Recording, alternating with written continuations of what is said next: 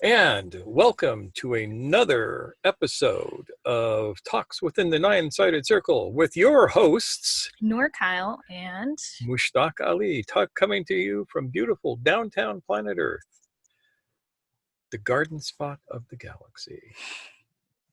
And tonight we are pleased to have a bunch of our friends with us, and we are going to have a discussion on a concept that entered into the spiritual vocabulary around 1974 and has been plaguing us ever since. And this is the idea of, quote, being a warrior, unquote, as part of a spiritual path.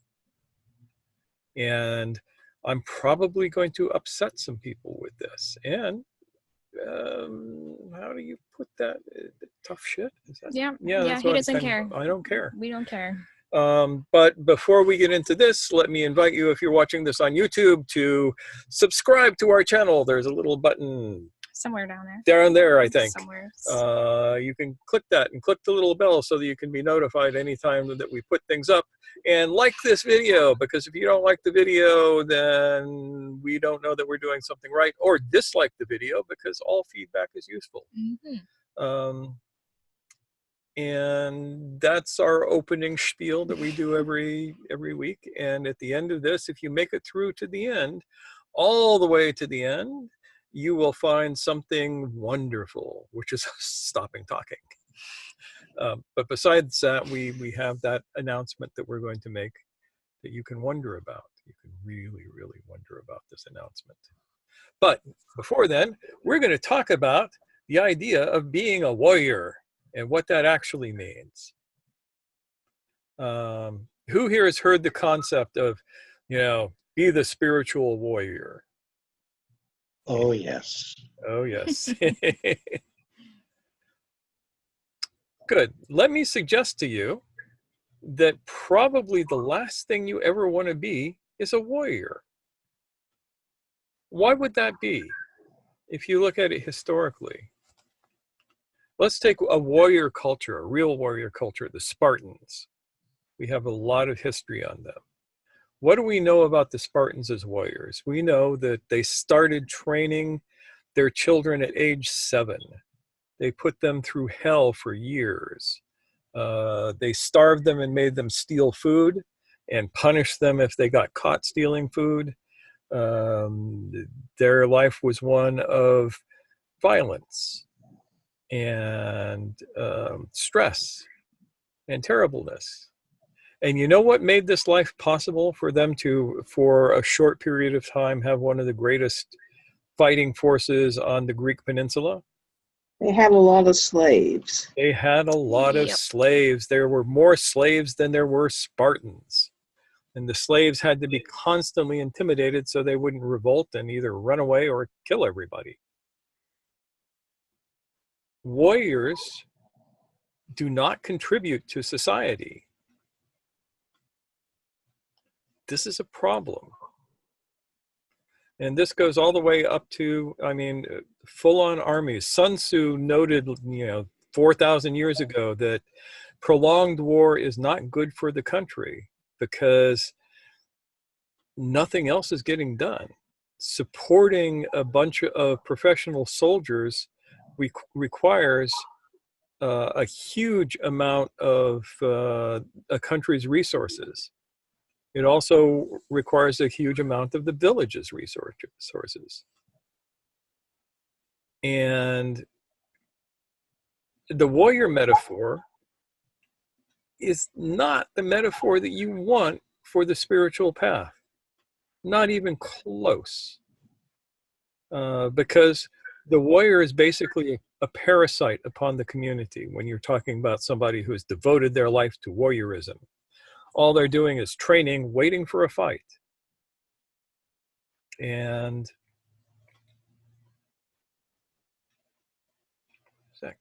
what? That sound. Something that sound over there outside. Dripping. Let me check. Take a look.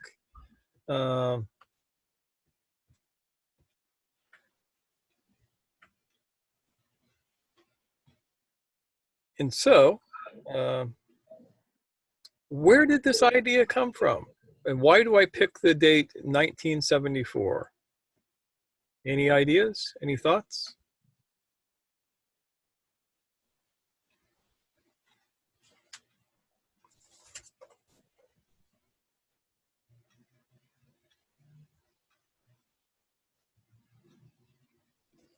No thoughts? No ideas?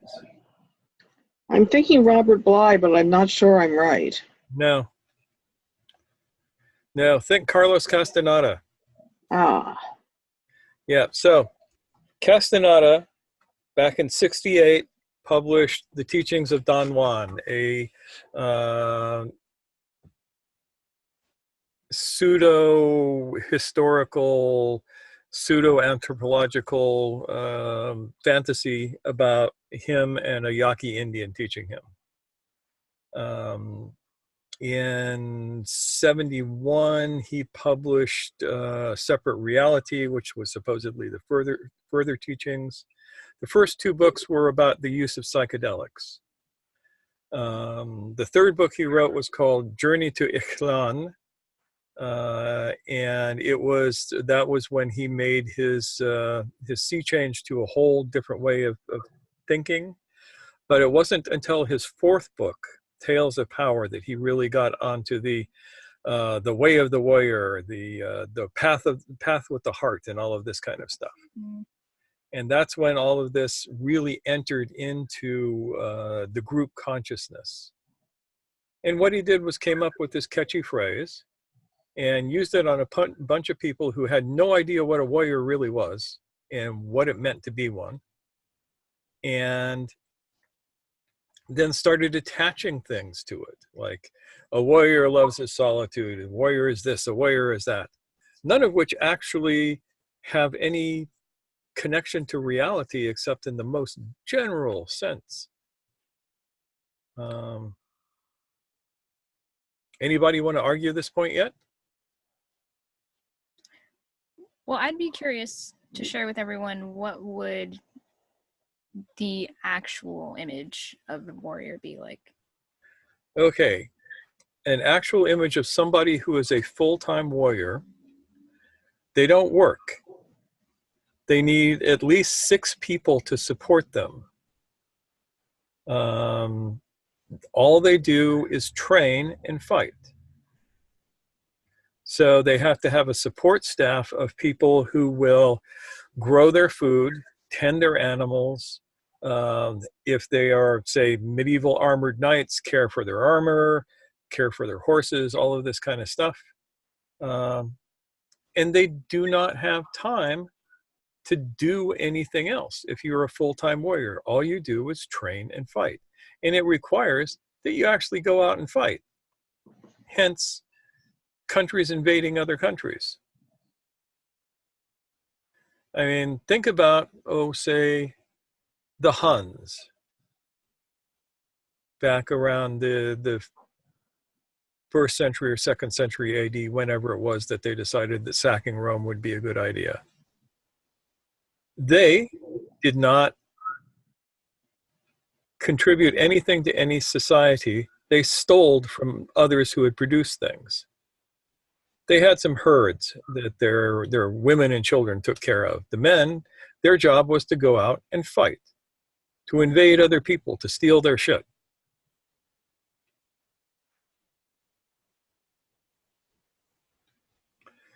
Same with, say, the Mongols.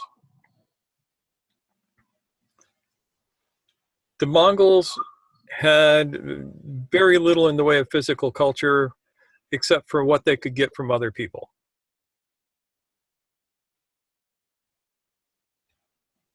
Now, this is not to say that there isn't value in developing skills as a fighter if you need to be in a situation where you have to defend yourself.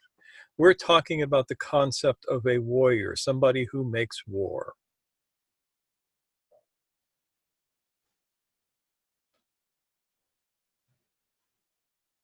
So that's kind of what it looks like. Does that make sense? Yeah.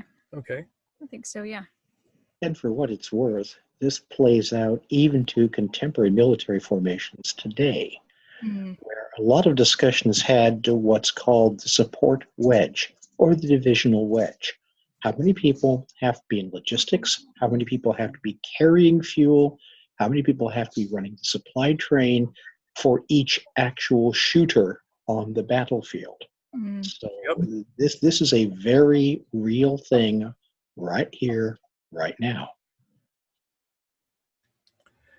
Yeah, so we in this country, America, have been involved in this ongoing war for 18 years now.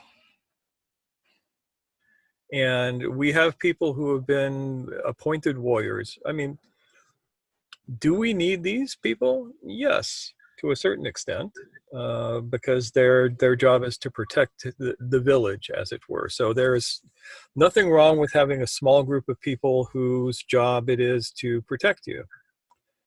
But we have poured trillions of dollars into these wars in the Middle East that we got ourselves into because oil, that would be the main reason, I think. The amount of money that we have spent waging war could have paid off every student loan in the country, paid off every mortgage in the country, given everybody in the country universal health care at a high quality, and on and on and on. Trillions of dollars down the drain that have been sucked out of this country to support a war and the warriors who fight it. Again, I'm not bad mouthing the people who are over there fighting it. They're just doing, that's their job. They got hired to do that. And this goes from the grunts who are just, humping their packs around and occasionally firing at strange objects to the elite soldiers of the various special forces. But in order to have them, we are their support staff. We are drained of our vitality in order that they may do what they do. And what they do does not have anything to do with enlightenment, with being awake, with transcending yourself, except in the most accidental way.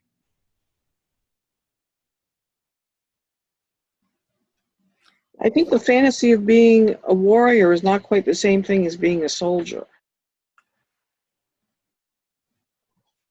The fantasy of being a warrior probably isn't. I mean, we have the fantasy of Conan the Barbarian who goes around beating up everybody, but he doesn't have a job. The only way he can beat up everybody is if he's occasionally a pirate or a robber or working for somebody as a professional soldier. So the reality is, if you want that life, you are not a producer. You add nothing of value to society except in those rare times where you actually have to fight. And I wish they were more rare than they are, but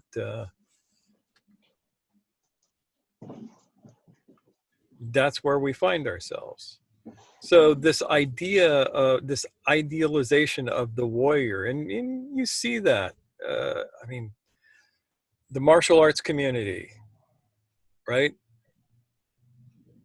They talk about walk as a warrior for all your days, which I always hear is walk as a parasite for all your days. And this is not to say you shouldn't train in martial arts. I've trained in martial arts most of my life. Dr. Bill has trained in martial arts for most of his life. Some of you guys might have. It's a good thing to do. But I'm not a warrior. I do not devote my life to nothing but training to go out and get in a fight. I produce other things. And if I get cornered, I might have to fight, but it's not, it is not my vocation.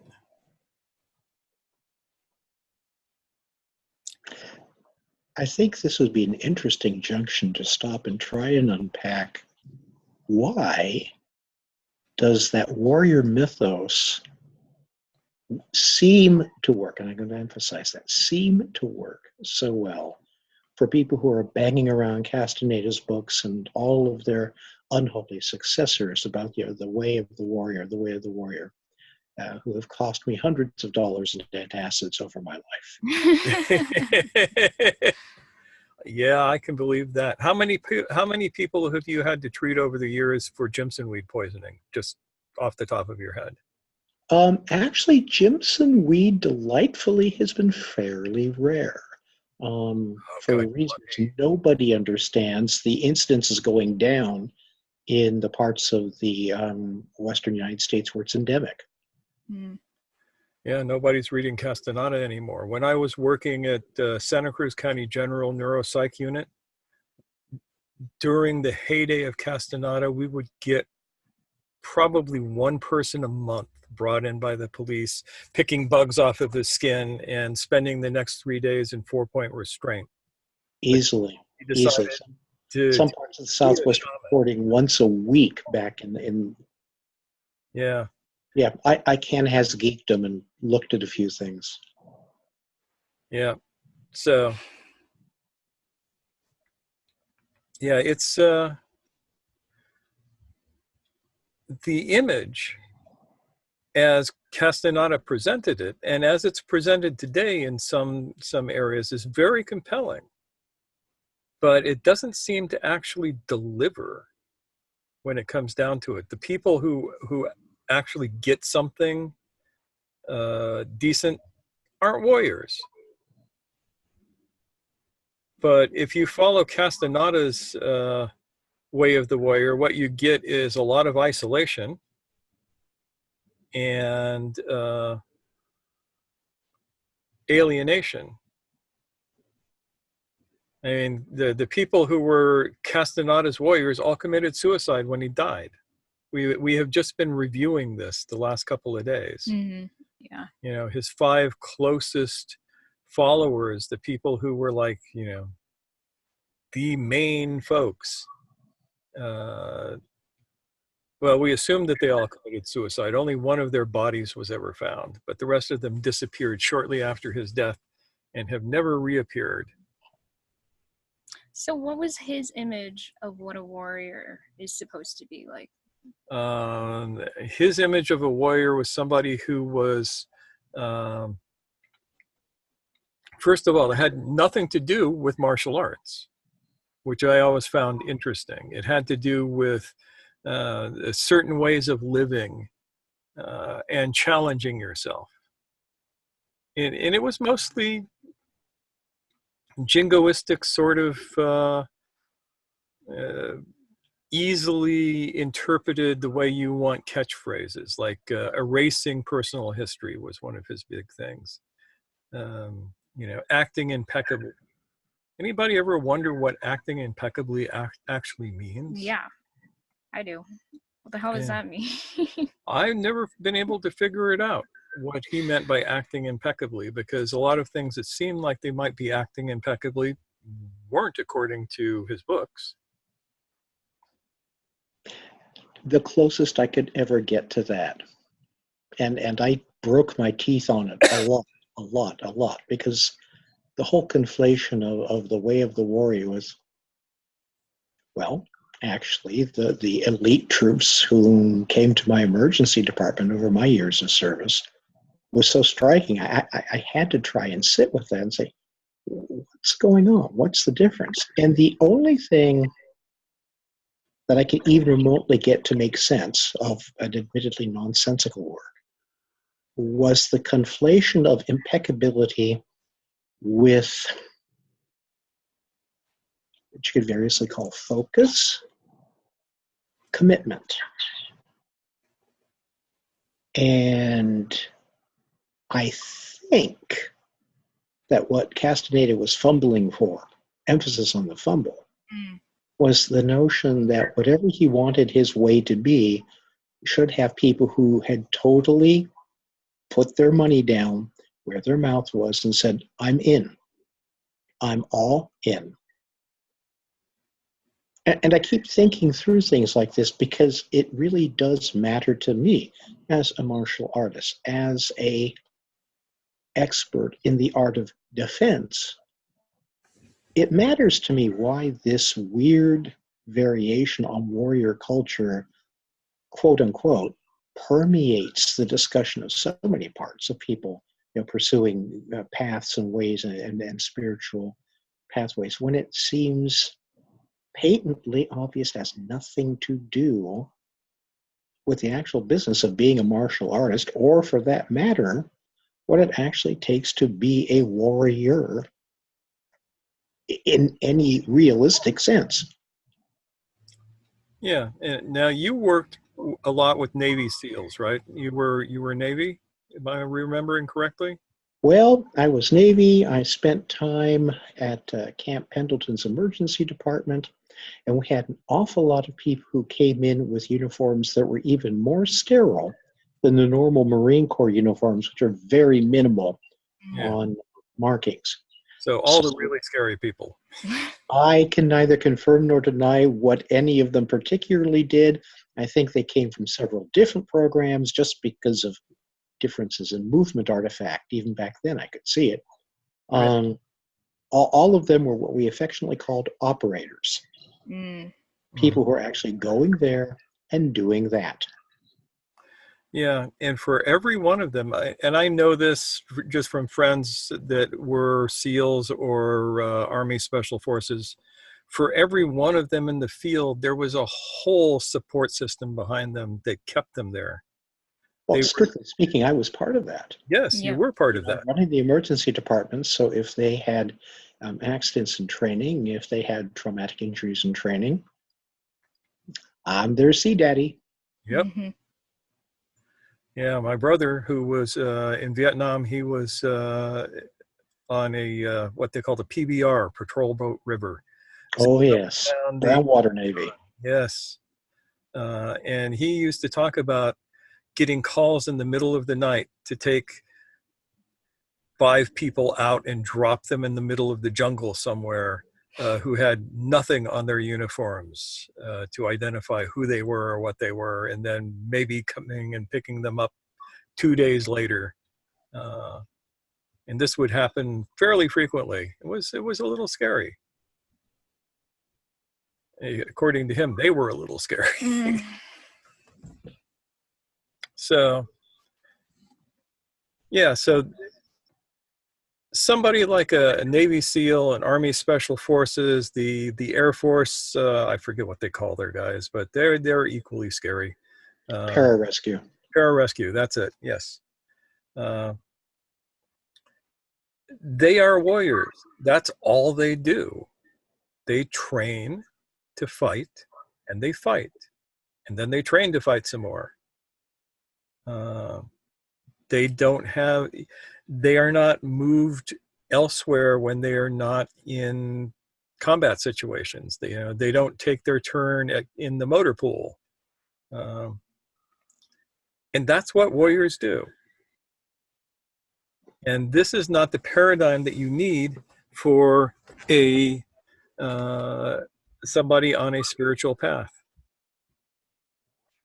Now, interestingly, Castaneda actually knew this. And before he wrote Tales of Power, where he got on the warrior kick, he wrote Journey to Ixtlan. And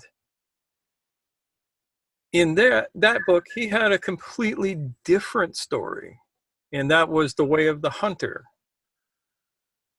Now, a hunter, unlike a warrior, actually gives that to their community.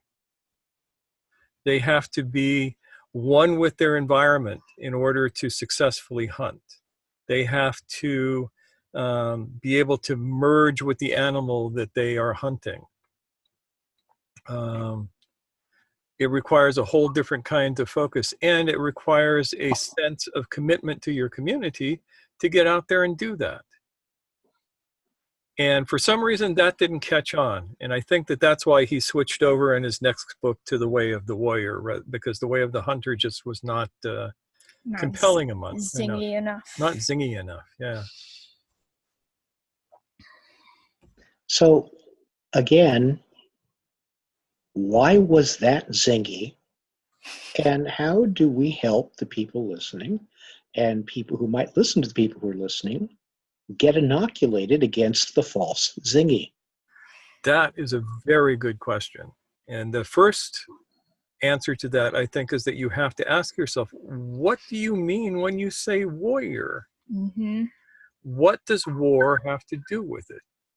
Because no matter how you try and tack spiritual on the front of that, you're still going to war. And as we used to say back when I was a young fellow running around Haight-Ashbury, war is bad for children and other living things. I can see two aspects to the warrior, and I'm tossing this out. Mm. One of them is you prove your devotion by getting killed. And the other one is that you're much more dangerous than the people around you. Mostly so, yeah. So, I don't know where the emotional hook is, but it might be one or both of these things. I think that some of the emotional hook for Westerners is that the warrior is conflated with the knight and the samurai, who were in fact both warriors in that they were professional fighters. But they had something going, each of those groups had something going on that was different than being a warrior, but was attached to what they were doing. So, and this is one of the great reasons for having Dr. Bill here tonight, because he is kind of an expert on the medieval knight and medieval armored combat and all of this kind of stuff. So he can actually speak to that part of it a little bit more authoritatively than some people, including myself, because I hate armor.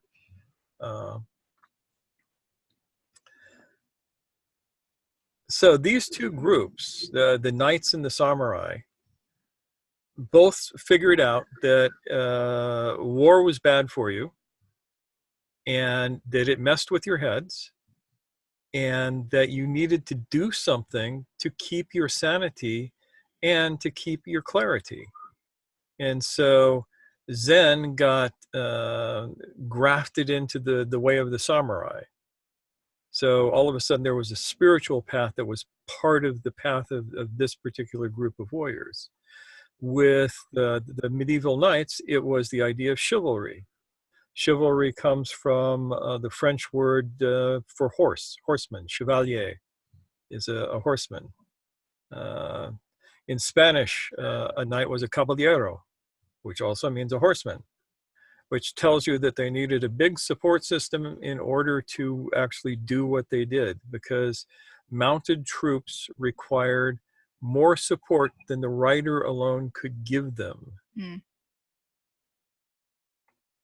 Horses are hard to take care of. People who have never lived with horses don't realize what a pain in the butt they are. And that's just regular horses. A knight's horse is a whole different thing.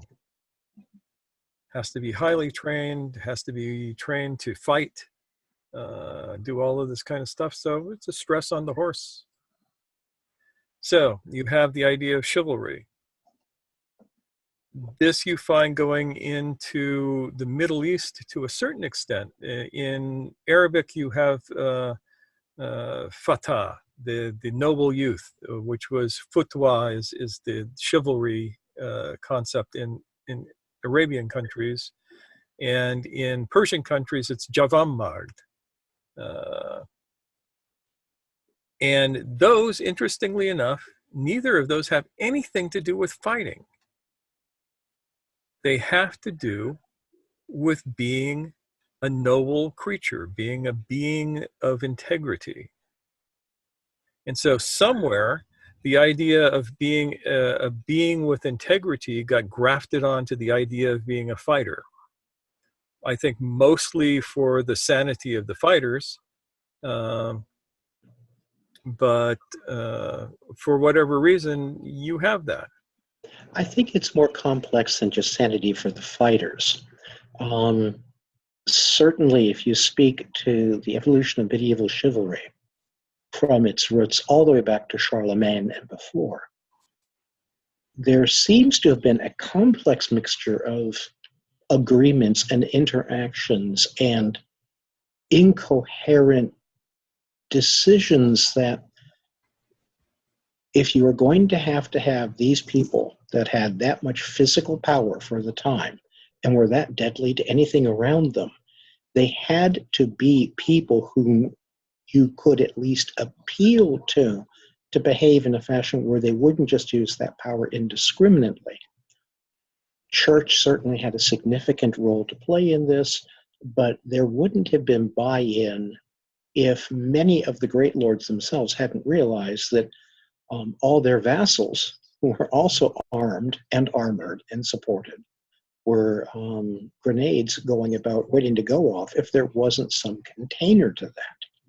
When that broke down, such as in the terrible, terrible chevauchés of the 100 Years' War, where English troops basically did Sherman through Georgia, only they didn't spare the women and children, and then did it again, and did it again, and did it again.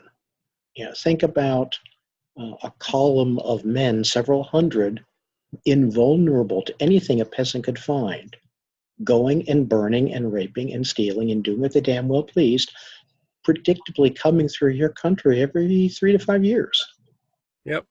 That's exactly what chivalry was hoped to head off. It's also important, though, to remember that even at their most noble, quote unquote, the people who were busy being chivalrous also got together and had basically gang wars. Yep. Now, where they had the great deeds of arms and tourneys where 20 guys would ride up to a town and say, we're going to be here, and 2 weeks from now, anybody in the neighborhood who wants to try their skill at arms, come on down. It was arguably much better to do that and fight each other on equal odds than to have a chevauchée and just have fun killing everybody. But still, they had the same yayas that French Foreign Legion now refer to as the bug, le cafard, or the highly trained troops, and no opportunity to fight. They fight each other. Yep. I think that you have maybe hit on the core of why a spiritual path was tacked onto this, because the truth of the matter is, without that, your noble knights just become Mongols. Tear into a country, kill everything, steal everything right away. Do it again. I need Wasn't, yeah. oh, excuse me. Wasn't one of the purposes of the Crusades to get the knights out of Europe? I don't think that was as much of a purpose as it was to be able to dominate the trade routes on the Silk Road and the Spice Road. Okay. That interpretation was popular for a good 20 to 30 years by a certain brand of revisionist historian, and it's kind of easy to make that argument unless you actually read the documents that everybody was putting down in writing and talking about why they wanted to do this thing.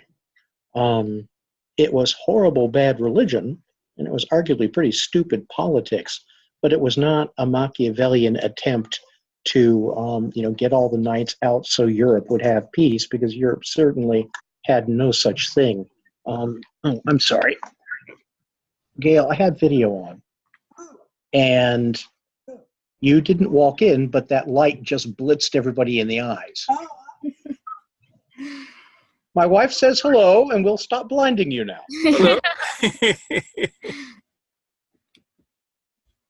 So anyway, you were saying, Bill. Yeah, the notion that the Crusades were called because there was a conspiracy to get lots of knights out of Europe so Europe would settle down and be peaceful, and it would be in somebody else's backyard, is a revisionist thesis, which is now, to my best knowledge, pretty much discredited.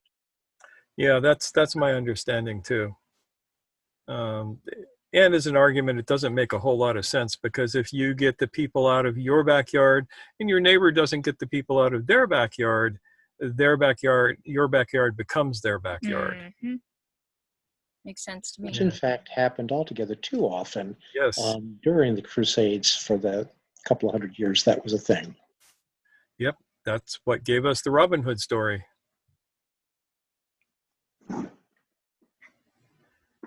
So, what do you all think? Does this make any kind of sense at all? Are you beginning to question why you would want to be a warrior on the spiritual path?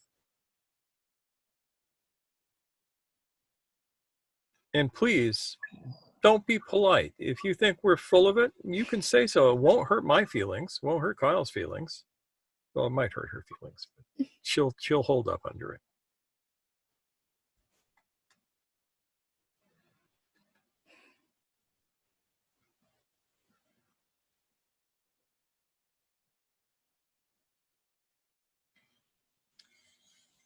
I think, thankfully, this is less of a phenomenon now in a lot of ways, because I feel like people are kind of pushing away from this in a lot of circles, at least in ones that I tend to move through. There is this pivoting away from hyper masculine archetypal images, such as the warrior. Yeah, not so much in the circles that I move through. Yeah, still. and I understand that. I just find it's an interesting phenomenon to compare those things. Yeah. Yeah.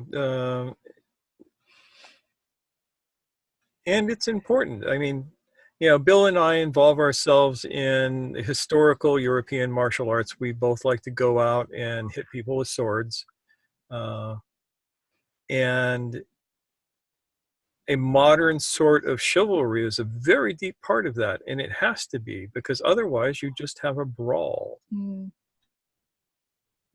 The number of times where I've seen people act ridiculously honorably during and after matches is pretty epic. And the number of times I've seen people be dicks is pretty small. So it's working. Good. Yeah. Glad to hear that. Yeah. But that still ain't being a warrior.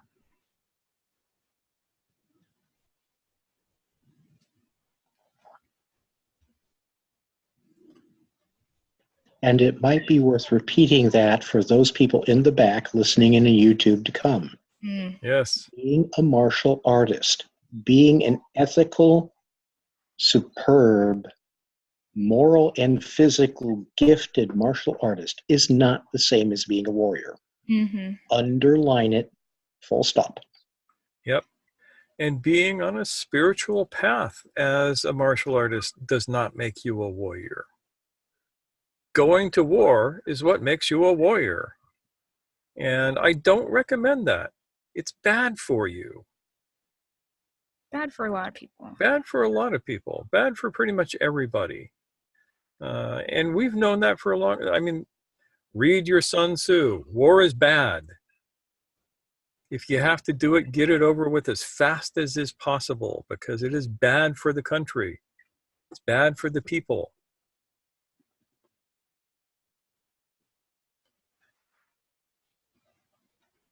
So, I propose that there are other more useful metaphors for the spiritual path that somebody can adopt for themselves. And then one that I mentioned was being the hunter. And a lot of what I see in physical disciplines that have a spiritual component are closer to that than they are to being a warrior. Things like fighting monkey. The way that they teach people to move is not as a warrior. They teach people to move like a hunter moves through the forest. This light flowing, being able to adapt to every single twist and bend that you need to do. I think of those more as a hunter's skill.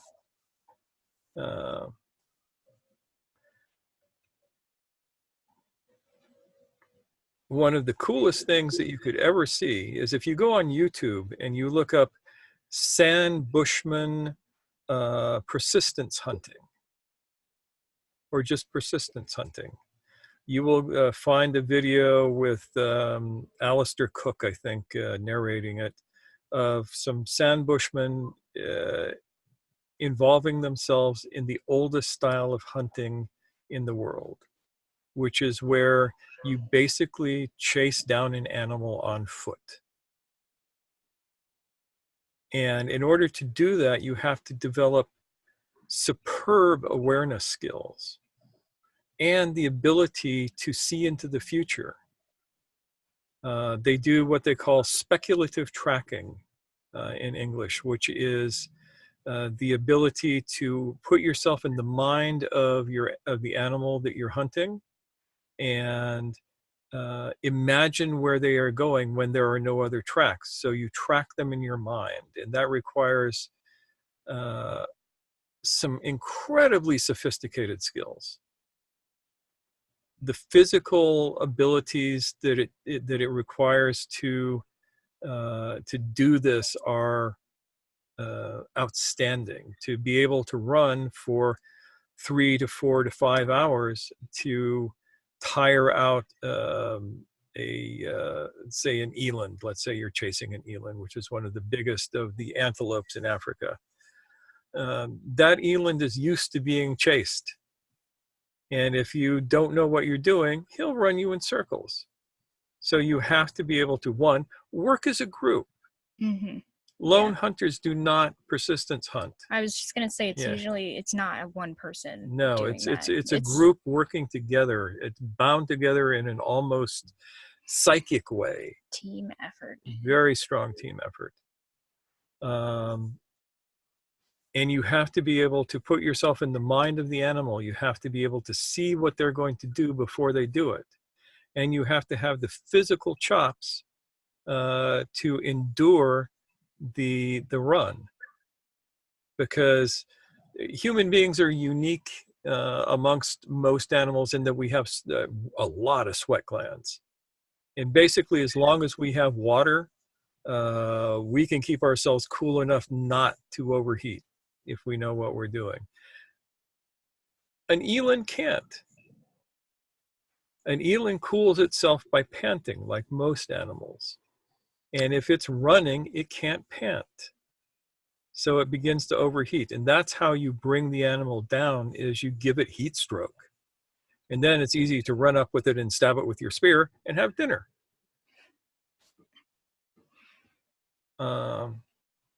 So as a metaphor, the way of the hunter, I think, was a much better metaphor for what Castaneda was trying to talk about in his early books, but it didn't catch on. The way of the dancer can be a good metaphor. mm-hmm. The way of the swordsman, which is different than the way of the warrior, it can be a good metaphor because it requires the kind of presence of mind, of being in the moment that very few other things do. But as the Japanese have shown, the way of flower arranging is just as potent as the way of the samurai.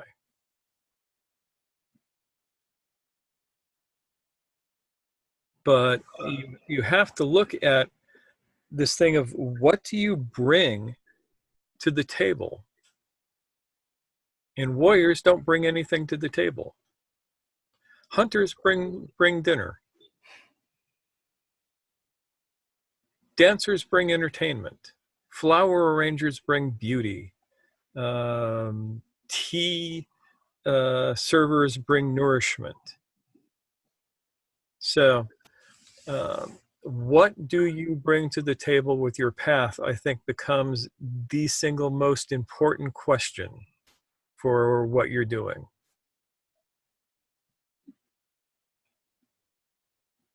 Of course, I could be crazy.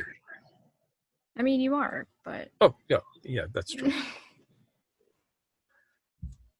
What do you think, Bill? Well, one of the things that's amusing is talking about the way of the hunter.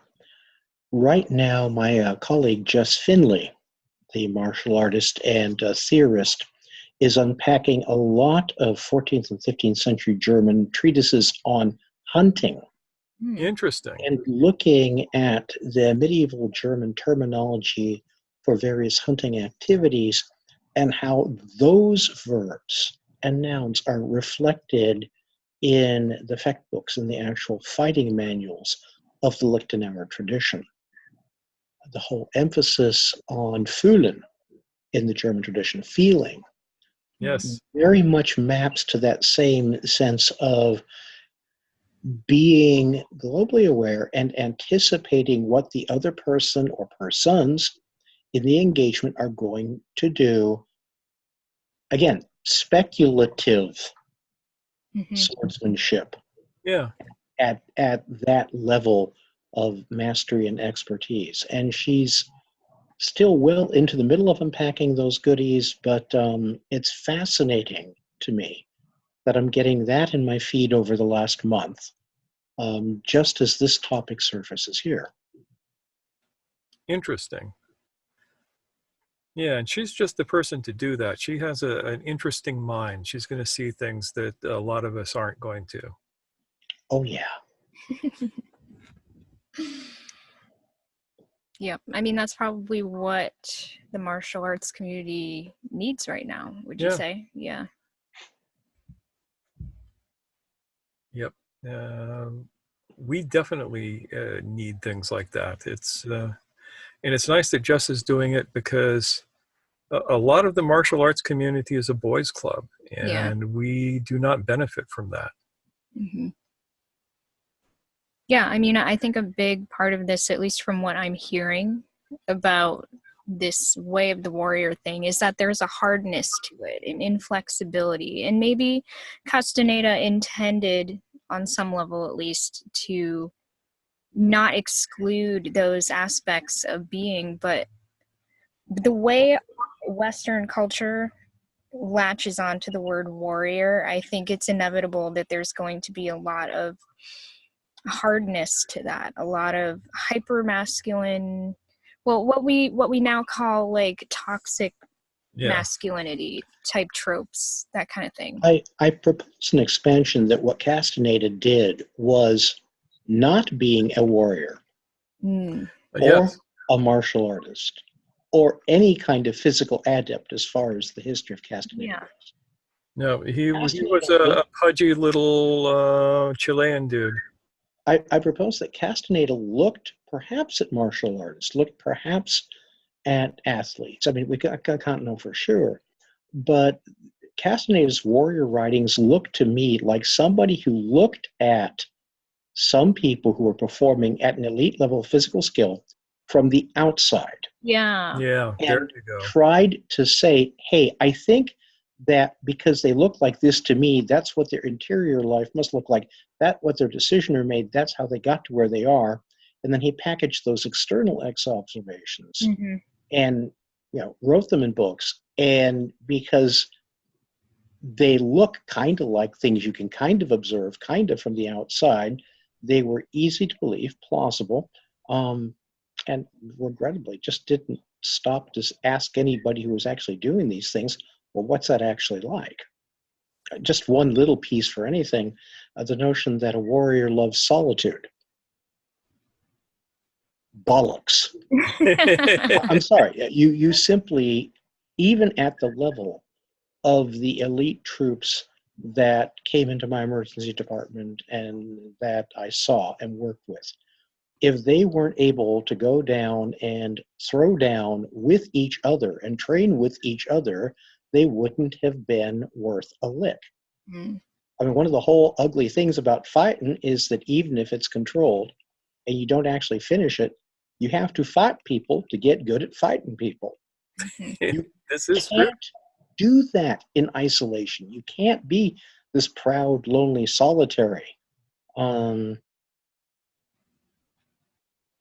Period.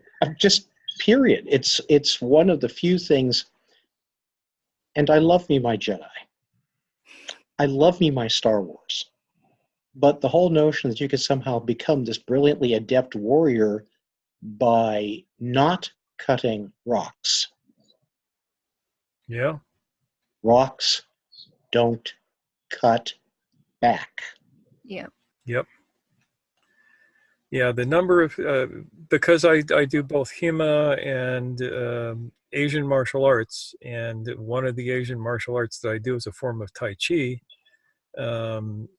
I have had Tai Chi instructors come to me and want to learn my take on the Tai Chi sword. And so the first thing I do is put a sword in their hand and stand just outside of measure with them and say, okay, attack.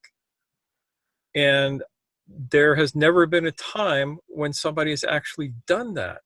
What I get is deer in the headlight looks, oh my God, what am I supposed to do? Because all they've ever done is swing their sword in the air.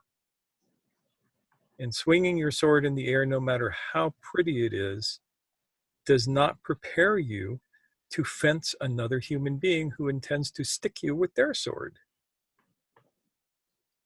It's axiomatic.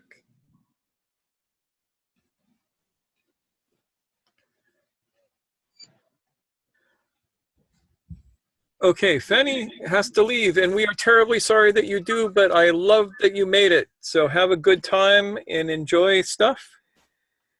Yes. Yep. Take care. Bye. And so that's basically my thought for the day, is that we need to completely reframe this warrior thing out of the spiritual syllabus, because it leads us to bad places more often than not. I mean, the ultimate outcome of the idea of the warrior is that you come down with a bad case of Mongols, and nobody likes that.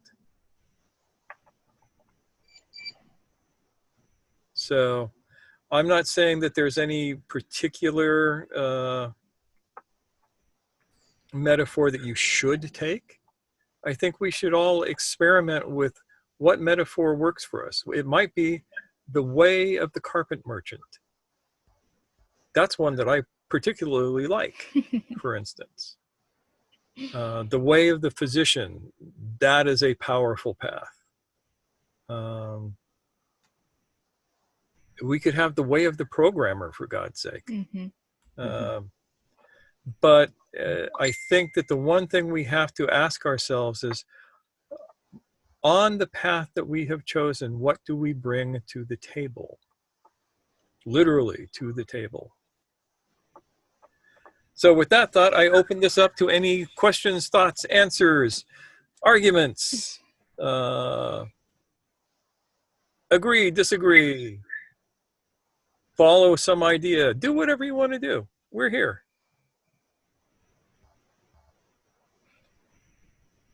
Or not.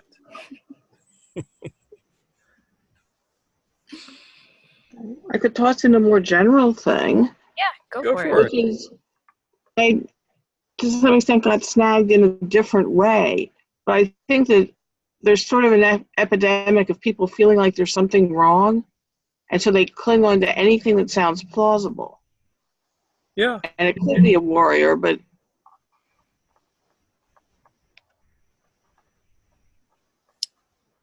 What was the last of your thought, Nancy? it could be a warrior, but it could be a bunch of other things. Yep. Mm.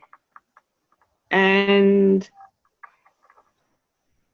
one thing I got from Idris Shah, which I think is sound, is that you're not enlightened. You want to be enlightened, and in the nature of things, your approach is going to be unenlightened when you start out. Yep. And that's correct. And it's correct because he stole that from somebody else. Oh, I wouldn't be surprised, but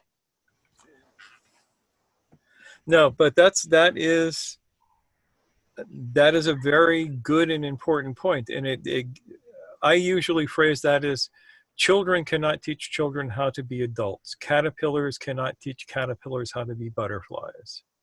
Hmm.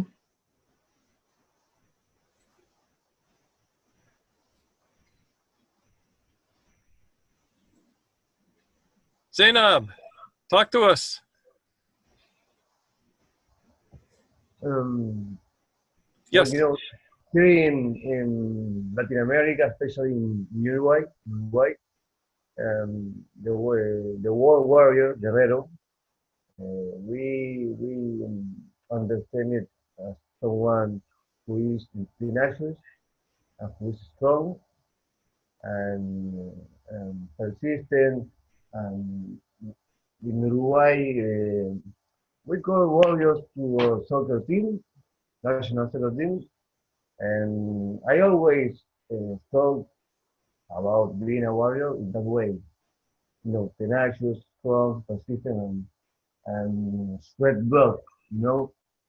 But you look at one side, you know, how to say, um, consider the war warrior as the whole warrior, someone who kills, and that was interesting to me because I always take that little part, the Latin way to see it, and that was good. I like the review about that. Good. Yeah. But well, what I was saying was that in Latin America we see the warriors as that someone tenacious and strong and um, make his way in life. Mm. Maybe that was the concept.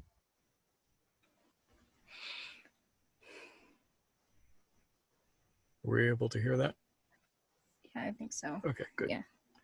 Kyle has a little bit of a hearing problem, so we want to make sure that you get all of that. Yeah. Yeah. Did you? Most of it, yeah. Mhm. Yeah. Yeah. Sometimes the sound is a little tough coming over the distant stuff. Yeah. My pronunciation is terrible. Anyway,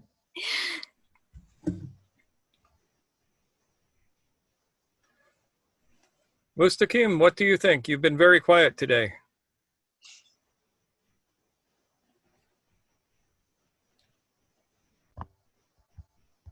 Somebody just disappeared. Oh no. Who is that? I don't know. I think it was Nancy. Nancy. Nancy had to go. Ah. I guess. I'm gonna assume.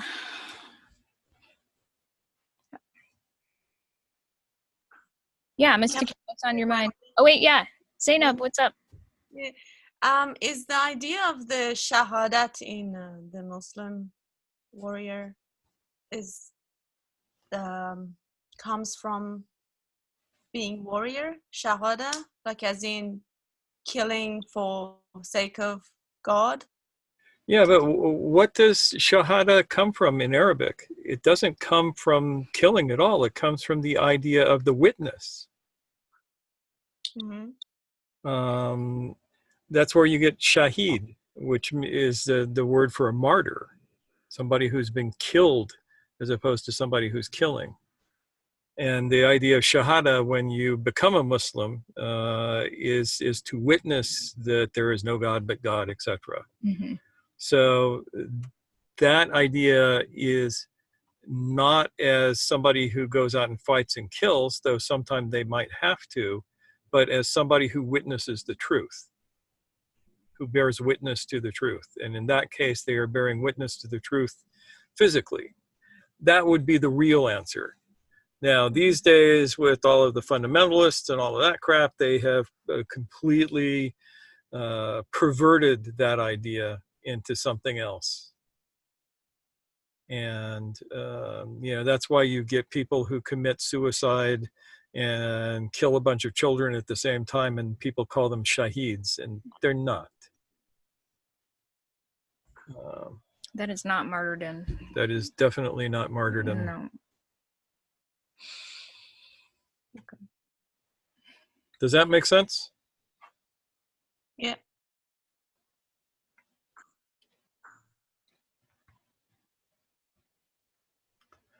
So yeah, in Iran, you have these two concepts. You have that tend to be glossed as warrior. You have the Javamardi, the knights, and the Palavan, right, the heroes. But neither of those are necessarily professional soldiers, though the Javamardi might have been more so part of a standing military. Mhm. But the Palavan were not standing military. And it's interesting that they would be the ones who you would think of as heroes. Yeah. But we don't have them in Iran anymore. Like, I know. You guys get rid of all the best stuff. It's not Zainab's fault. It's not Zainab's fault. No, if Zainab had her way, everybody would be a Palavani, especially women. I mean, do I see a couple of meal behind you there? oh yeah, they're here. Yeah, see? Do you want? I Yeah. don't know if you can expand it so people Yeah, can see. let me, don't go away there for a second. Let me, there. Yes. Yes. It also has a nice pattern on it. Ooh. Nice. Cool. Yep. And that is what a hero uses. Mm.